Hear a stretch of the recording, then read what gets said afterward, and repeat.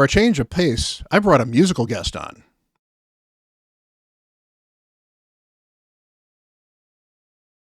Hello, everyone. Bront, CatHerder here. We're having some fun talking Raid Shadow Legends, and I am not alone. I have HWZ, the Holy Wizard, on here. How are you doing, my friend?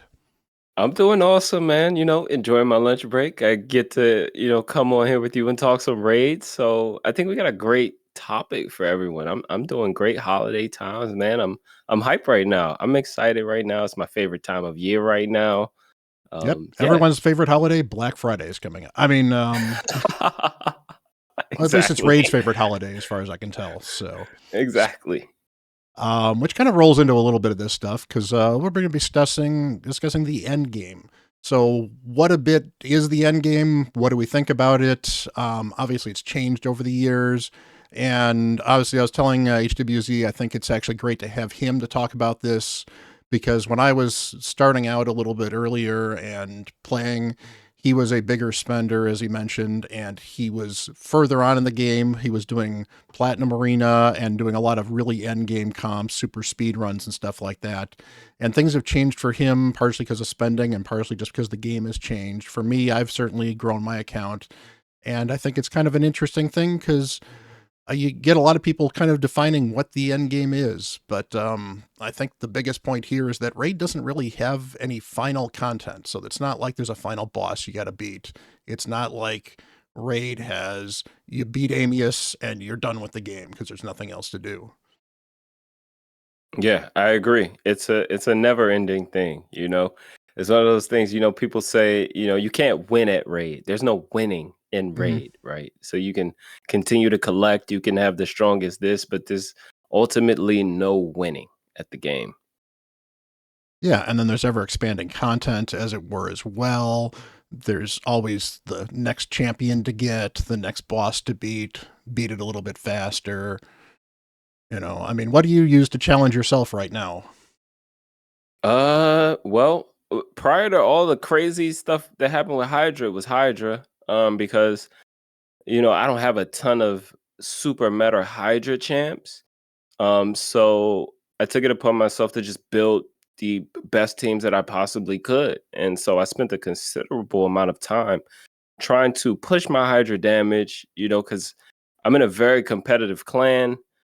So just trying to keep up with the guys in my clan and push the Hydra. Whereas now I'm kind of actually in an in-between state where I was pushing live arena, but I just actually finished the Marius mission. So don't know how interested in live arena I'm going to be moving forward. So kind of torn in between live arena and Hydra. Other than that, there's not much piquing my interest. I haven't even fully delved into what the new clan boss is going to be yet. So I can't say I am as excited as, I should be about it just because I haven't given it my attention just yet. But it's kind of where I'm at. Yeah, and that kind of points to the fact we're talking about new content. Obviously, new clan boss is coming out, and that will be interesting for some people. In fact, I think they just dropped a leak today where there might be a mythic that they might be giving for it. They showed a couple pictures of him. We had, what was it, 9, 10 months ago, we had Centranos come, so we had the Cursed City that's, definitely some end game content. And that's Mhm. everything from there's some new accessible content in there in the normal mode to some of the Soul Cross hards. It's just absolutely ridiculous for 90% of the counts out there. Mhm. They've added Hydra Clash, so some of the stuff has been PvP focused, PvE focused. So I guess kind of we look back a little bit at the evolution of the end game. 2.5 years ago, end game was Platinum Arena and to level 25 speedrunning dungeons. It was about it, probably. Mhm. Yeah, And pretty much it, right? And of course it depends on like who you ask mhm. because I remember Murder Inc. like a few years ago did a video like defining tiers of, in game, late game, mid game, early game.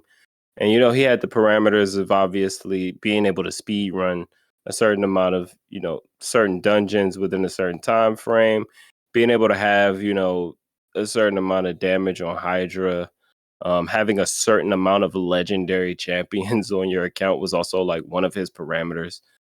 So now they're we have blessings now. We have so many things that have come into the game, empowerment, things that we can take into account. We have mythical champions now, so maybe we incorporate that in. But I don't 100% like the idea of defining where you are in the game based on the champions that you have on your account. I think it's much more appropriate to, look at what you are able to accomplish. Yeah. And I guess just from your perspective, what content, let's just go back for the past 2 or 3 years. So all the way from Hydra to what we've got now, what content has really impacted what you view as the end game the most in the past couple of years?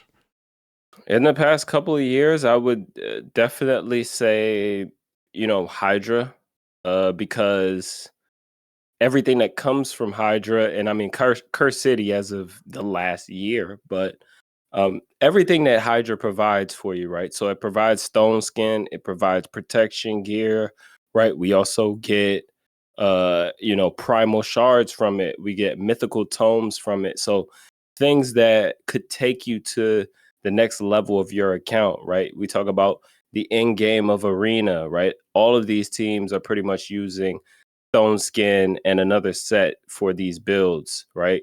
9-piece protection sets to get the max amount of damage prior to rebalancing Hydra and prior to, people also potentially using Feral, which came into the game with Siege. So I would say if we are looking like since Hydra came into the game, it's definitely the thing that has contributed most to what would now be end game, right? And like ushering players in to what the new end game would be. Because Mhm. by getting primals, now you're able to get mythicals, right? By getting those mythical skill tomes from there, you're able to, upgrade the skills of your mythicals, right? And the same with Curse City, as it was brought in. We get the remnants, you have an opportunity to get mythicals, right? They have, a mythical champion of their own as a reward there. So it kind of pushing the limit, pushing the bar of what the new end game will be until there's something else that comes into the game, i.e., the new clan boss that will push that limit again. Yeah, I agree that Hydra is probably the biggest content that's dropped as far as that has affected the end game.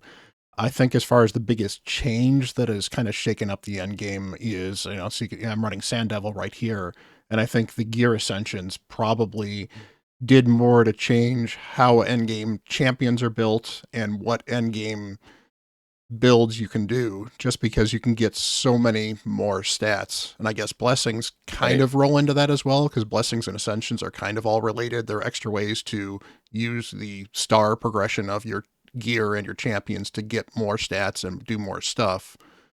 I mean, mythicals are nice, but mythicals basically were, for the most part, a spender power creep early on, and nowadays they're still a spender thing mostly, but people are getting their mythicals now because it's been long enough that you're getting the free to play ones, or you're getting your actual mythical that you pull when you get lucky, for example, at some point. So obviously newer accounts are still going to struggle with that, because it is an end game thing for mythicals, but it's more of a goal of an end game player to get another mythical than it is a sign that I've hit the end game because I have a mythical, because you can be an end game account Yeah. that doesn't have a mythical. Yeah, I agree. Definitely. There's tons of early game accounts where people, get lucky and pull a mythical, right? Mm-hmm. But I think, like you said about, gear ascension is huge. And I was just having a conversation with someone recently about this, man. Like, do you remember those days where everyone was running like Siffy, Trunda, Madame Saris arena teams, just like speed Yep. boosts into Madame Saris, into Trunda, Yep. and like 5,000 attack was like the most on any account. And, some people had, decent speed and savage as well, but it was 5K attack, 250 crit damage. That was like an amazing build for that time. We're talking like, almost 3.5 years ago now, about 3.5, coming up on 4 into the new years ago now. So Gear Ascension, I think, has tremendously pushed the bar as far as like looking at an account and seeing where it can compete. Can it compete with the people in the end game? Can it compete with, the people that are late game? Because man, the stat boost is actually crazy to see like where we are now as far as what is the baseline that we're looking for when we build a champion to know if they're going to be good for an account. Yeah, and I guess that kind of plays into some of where the end game can be different for different people. There's a lot of PvP and competitive stuff in Raid. And to be fair, some of that is because naturally creating competition creates an end game competition between other players. So Hmm. Hydra Clash has kind of generated that. Live Arena has certainly generated that, and it's got its detractors and it's got its followers. Platinum Arena was supposed to generate that, but Platinum Arena, honestly, I think really has never succeeded as much as it really should have. And a lot of it's, I think, the time more than anything. I know it's 3 or 4 a.m. for you. It's 2 or 3 a.m. for Yeah. me. Just you already eliminate a large chunk of the U.S. audience because of what time it has to be at. So that's always been a problem with Platinum Arena. But the fact that it's literally, what, 30 minutes in a cloud of dust is kind of a good way to describe Platinum Arena. It's just, it's a big sprint in 30 minutes to see how fast you can beat inactive teams, and Right. you're done. So, it's fun. I used to do it a few times. I never actually placed in Platinum. I know you placed pretty high a couple times. How hard did you place? With driving an account, I've placed in like the top 30, but Wow. my own account, I have placed, I think the highest I had was like 90 something, 80 something. So I've placed in the top 100, Hmm. but this is, prior to Mythicals. Oh yeah. I mean, like when I was playing, I had pulled Georgid and I had built my Rhodos up, and I was running a Georgid Rhodos team to kind of nuke through whatever I could. And then the Taurus Marishka meta just showed up, and I just couldn't compete because, Georgid and versus Taurus at the time was really not going to work. And Rhodos Hmm. was a counter, but it was not the only counter, and it was a very manual, very time-consuming process to get through those teams. And once everybody had them, it just was problematic. So, Hmm. and again, how many things have changed, but yet some of that stuff has still remained the same too. You can still see the Taurus Marishka stuff in there. Marishka is still considered one of the best defensive champions in the game. But mythicals are now here too, and then sheep showed up, and then other stuff too. But Exactly. But again, Like the competitive stuff shows up for people, but there's also, again, Hydra, and you can say Hydra Clash is kind of a PvP, but it's also PvE. You've got Centranos, which I guess kind of replaced the chase we used to have with Doom Tower. I don't know if you ever did any Doom Tower turn chasing or not, but there was a whole culture around people that chased the turns in the turn leaders for Doom Tower. Yeah, man. Um, We definitely get into it because one of my clanmates actually he is generally at the top, at least in the top 10, for turns for what is it? Like yep, the turn, lowest yeah, turns at lowest the turns end. taken, yeah. So he really pushes it. So we're definitely aware of that culture, and I've tried to push that as well myself over the years. It's not anything I take too seriously, but when I did, it actually probably made it easier for me now. Whereas now I can just go in and throw in what won that last rotation, and it's a lot easier. So I don't really feed into it much anymore, especially since they haven't, after all this time, added a reward for, Hmm. that leaderboard. Like, thank you for having a leaderboard for it and showing us after the rotation ends that there is a leaderboard, but there's still no reward for it. So I don't find it that necessary of my attention. But I do look at it, and I Hmm. do look at it for inspiration as well because it's a good way to figure out, how to more efficiently or quickly beat something. And you can definitely improve your account that way for sure. Yeah, Centranos has got some of that as well, where you can see some of the best teams for the week, and you can see who's doing some of the teams, and honestly, some of them are kind of nutty, like the triple or quad newts for some of the Fire Knight runs, but if Yeah, that's what you got, go might as well run it. So, yeah. but that is the thing here. You've got end game stuff that's viable. There's all kinds of things you can do. Some people like to focus on those challenges, and sometimes they're personal challenges. I mean, you can do these in other style of games too, but Raid certainly has plenty of opportunities to personally challenge yourself, even if there's not a leaderboard. And then they're honestly putting out new content, because eventually, if all there is the same content to conquer again and again, you're eventually going to get bored of it, which is part of why there's the ever expanding content shift. I know they've talked about things like new Faction Wars content, which I think would actually be a big win for them. Possibly higher dungeons at some point in time. I think somebody mentioned that was something they were thinking about. To be fair, I don't know. I don't know if you were part of that content creator discussion with Polarium or not. I was not, because I'm not an official content creator. But there's a couple things that they did talk about, some things in the end game. Obviously, we got the new clan boss coming out soon. Centranos still has some more work to be done. I believe they've talked about siege mode has potential, but clearly has some issues with it as well. They're slowly working on this stuff. I think you did point out one of the things, though, with the turn stuff. What do you think they could do to encourage people to kind of compete just a little bit more on that top end? Because there's right now, it's a fun culture because there's not rewards that people are competing against. But at the same time, I think if they give some rewards, I think you get more people to participate, which might encourage the culture a bit. Yeah, definitely. We have a global leaderboard, right, for every tournament. Mm-hmm. They could easily implement a global leaderboard here, right? Or even if, every rotation, it was just something where you have to submit, right? Like we have these community events that, the most recent one was with Live Arena. Mm-hmm. They could do community event every month where it's like, hey, if you get the lowest turn count, the top, 20 or 50 people that push for low turn counts on a specific boss or the rotation as an entirety, you win this reward. Or, you get an avatar and some books and some Mm-hmm. gems or something. It's something that could be very easily implemented. That's the part that's like so disheartening, is because this is not difficult to do.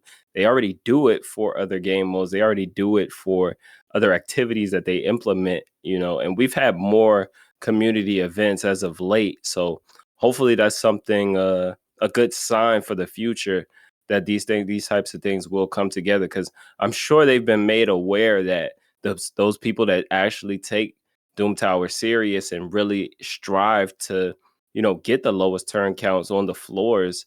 Um, like that's something they want. They're Mm-hmm. aware of that. So I think that, it's easily implementable.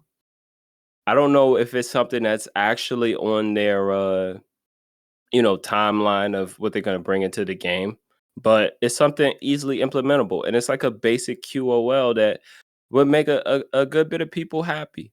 And the in-game people are always looking for, something to get out of the effort that they're putting in, right? We see various times where, they're giving out free champs to new accounts and things like that. So something like this is easily implementable, man. Yeah. And I'm going to pull it up here in a second, but one of the memes of Raid Shadow Legends, unfortunately, is the global leaderboard on some of these tournaments as well. It is just absolutely and utterly silly. And go to the global leaderboard here. And hey, if you come in the top 10 in the world in Sand Devil, you can get 100 gems. Right. Just, you know, I mean, they've got a list of 100 here. Why not literally just make it everybody on this list gets a little bit of something? And I'd be fine if it was 100 gems all the way down to the bottom, because it would at least mean that people are getting a little bit of something. But they could certainly do a little bit better here than the one legendary book for the number one.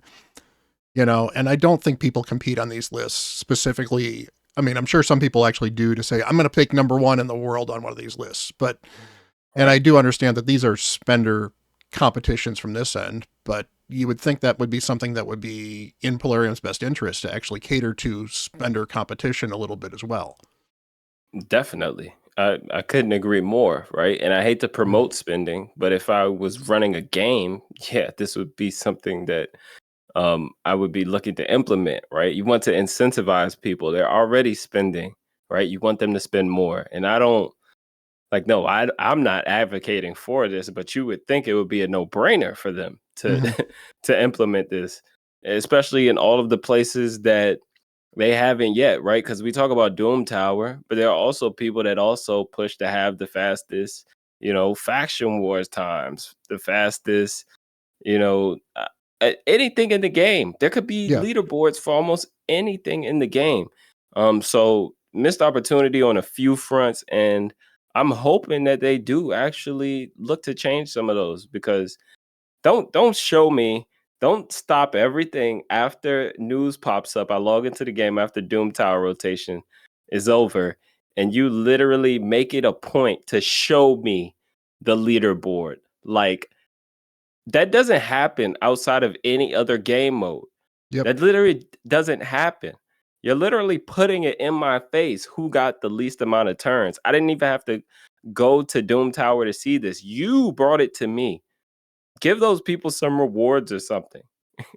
Yeah, and it's a double-edged sword too, because they show it to you, it's a quick pop-up, you hit the wrong button, it's gone, and you can never see it again either. Mhm. So it would be nice to have this stuff posted somewhere, even if it was a website outside of the game, would be an easy way to actually handle some of these stuff. So you could look back and see season 17 of Doom Tower. It looks like so and so beat it their time. So you'd be able to compete between sessions as well. And honestly, even if they don't put extra rewards in there, that's the type of thing that they could do to encourage people to do some of this end game grinding.